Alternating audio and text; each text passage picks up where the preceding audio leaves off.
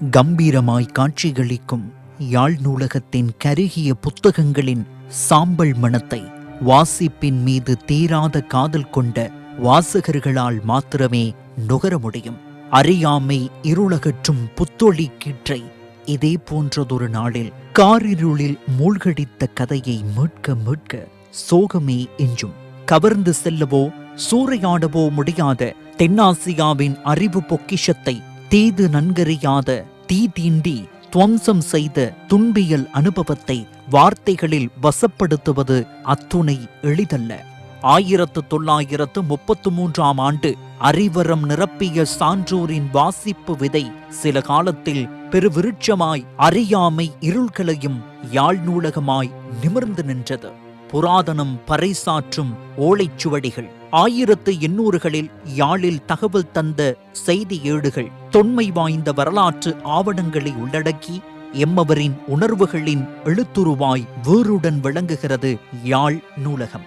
இருப்பின் அடையாளத்தை அரிக்கும் கரையான்கள் பழம்பெருமையை அழிக்க தீவடிவம் கொண்டு யாழ் நூலகத்தை பற்றின.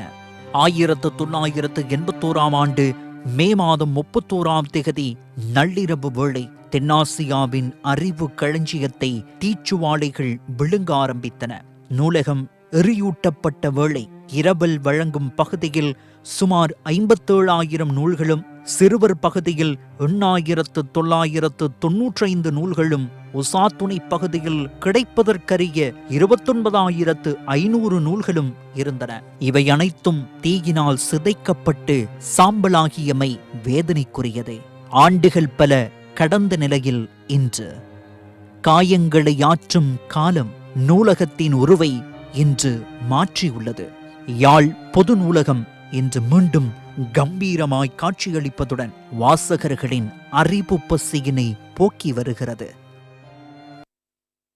யாழ்ப்பாணம் பொது நூலகம் எரியூட்டி அழைக்கப்பட்டு 45 ஆண்டுகள் கடந்ததையொட்டி யாழ்ப்பாணம் பொதுசன நூலகத்தின் ஏற்பாட்டில் நினைவேந்தல் நிகழ்வொன்று என்று நடைபெற்றது. இதன்போது யாழ்ப்பாண பொதுசன நூலகத்தை உருவாக்குவதற்கு காரணகர்த்தாவாக விளங்கிய கனகசபை முதலித்தம்பி செல்லப்பா, யாழ்ப்பாண பொதுசன நூலகம் எரியூட்டப்பட்டமையை அறிந்து உயிரிழந்த தாவீது அடிகள் ஆகியோருக்கும் அஞ்சலி செலுத்தப்பட்டது. நினைவேந்தலில் யாழ் மாநகர சபை பிரதி முதல்வர், யாழ் மாநகர சபை ஆணையாளர், பொது நூலக பிரதம நூலகர், நூலக ஊழியர்கள், வாசகர்கள் உள்ளிட்ட பலரும் பங்கேற்றிருந்தனர். உலக பிரசித்தி பெற்ற அறிஞர்களினால் விதந்துரைக்கப்பட்ட ஆசியாவின் மிக சிறந்த இந்த நூலகத்தில் பாதுகாக்கப்பட்ட தமிழின் மிக அரிய வரலாற்று ஆவணங்கள், பழமை வாய்ந்த ஓலைச்சுவடிகள் மற்றும் மேற்கத்தைய அறிஞர்களின் அறிவு செல்வங்கள் என சுமார் 97,000 அரிய வகை நூல்கள் முற்றாக எரித்து சாம்பலாக்கப்பட்டன. எரிக்கப்பட்ட பொழுது இந்த நூலகத்தில் 95,000க்கு மேற்பட்ட அரிய பல நூல்கள் இருந்தது. இந்த எரிக்கப்பட்டதுக்கு பின்புலத்தில் அதனால் ஏற்பட்ட தாக்கம் இலங்கையிலும் சர்வதேச ரீதியாக ஏற்பட்ட அழுத்தங்களும் கருத்துக்களாலும் இந்த அரசாங்கங்கள் அடிக்கடி உதவி செய்து வந்ததனால் இன்று அந்த நூலகம் விரிவாக்கப்பட்டு புது துறைகளையும் கொண்டு ஏறக்குறைய ரெட்டிப்பு நூல் தொகையையும் கொண்டு திகழ்கின்றது. இந்த நூலகத்தினுடைய வளர்ச்சிக்கு தமிழ் மக்களுடைய பங்களிப்பும் சர்வதேச சமூகமும், அதாவது பல்வேறு நாடுகள், பிரித்தானியா, சிங்கப்பூர், ஐக்கிய அமெரிக்கா போன்ற நாடுகளும், ஐக்கிய நாடுகள் சபையில் யுனெஸ்கோ நிறுவனத்தினுடைய பங்களிப்பும் காத்திரமாக அமைந்தது. அன்றைய காலகட்டத்தில் இந்த பல்வேறு தமிழ் அறிஞர்களால் அன்பளிப்பு செய்யப்பட்ட அரிய பல தமிழ் நூல்களும் ஓலைச்சுவடிகளும் இருந்தது. மற்ற பல நூல்கள் அழிந்தாலும் நாங்கள் மீள வேண்டக்கூடியதாக இருக்கிறது. நூலகம் எரியூட்டி அழிக்கப்பட்டதன் பின்னர் அதனை மீள கட்டியெழுப்பும் நோக்கில் பல வருட கடின உழைப்புகளால், பலரது அயராத முயற்சிகளினால் நூலகத்தின் பல பிரிவுகள் மீள கட்டியமைக்கப்பட்டன.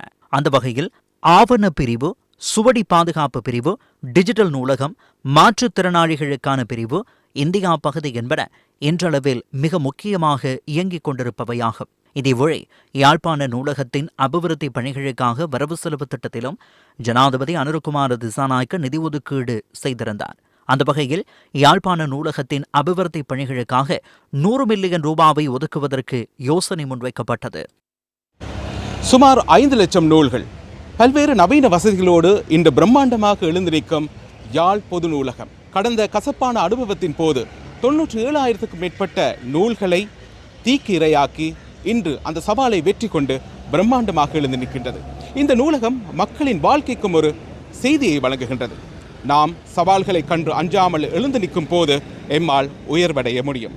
நியூஸ் செய்திகளுக்காக நாகலிங்கம் ஜெகநாத் கண்ணா, யாழ் பொது நூலகம் உண்டலில் இருந்து.